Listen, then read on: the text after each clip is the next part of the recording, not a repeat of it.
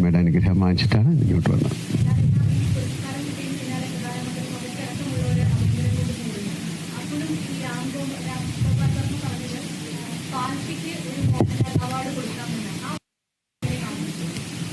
അദ്ദേഹം എപ്പോഴും വലിയ തമാശകൾ പറയുന്ന ആളല്ലേ അല്ലേ? അദ്ദേഹം അതിനെ ഏറ്റവും ഒരു ബ്ലാക്ക് ഹ്യൂമറായിട്ടേ ഞാൻ അതിനെ കാണുന്നുള്ളൂ. അദ്ദേഹമായിട്ട് എനിക്ക് നല്ല സൗഹൃദമുള്ള ആളാണ്. അദ്ദേഹം ചെയ്തിരിക്കുന്നൊരു സിനിമയിൽ അഭിനയിച്ച ആളാണ്. ഒരു കൾട്ട് ഫിലിമായിട്ട് മാറിയതാണ് കമ്പനി എന്നുള്ള ഫിലിം.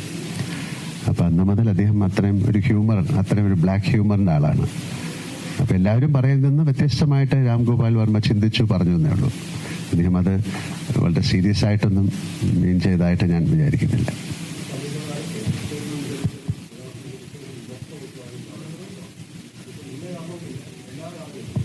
നിങ്ങളുണ്ടല്ലോ.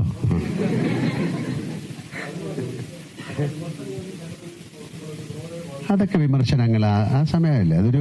ഞാൻ ഇതെല്ലാം എൻ്റെ തോളത്ത് ഏറ്റി നടക്കുന്ന ഒരാളല്ല. അത് ആ സമയം കഴിഞ്ഞു. എല്ലാത്തിനും അതിൻ്റെതായ ഒരു സമയമില്ലേ ദാസ എന്ന് പറയുന്നത്. ഇപ്പൊ അതൊക്കെ മറക്കൂ. ഇപ്പൊ ഈ പ്രസന്റിൽ ഏറ്റവും നല്ല സന്തോഷത്തിന്റെ സമയമാണല്ലോ. അപ്പൊ ആ പുറകിലേക്ക് എന്തിനാ ചിന്തിക്കുന്നത്? നമുക്ക് മുന്നോട്ട് ചിന്തിക്കാം. മുന്നോട്ടും ചിന്തിക്കണ്ട, ഈ പ്രസന്റിൽ ചിന്തിക്കാം.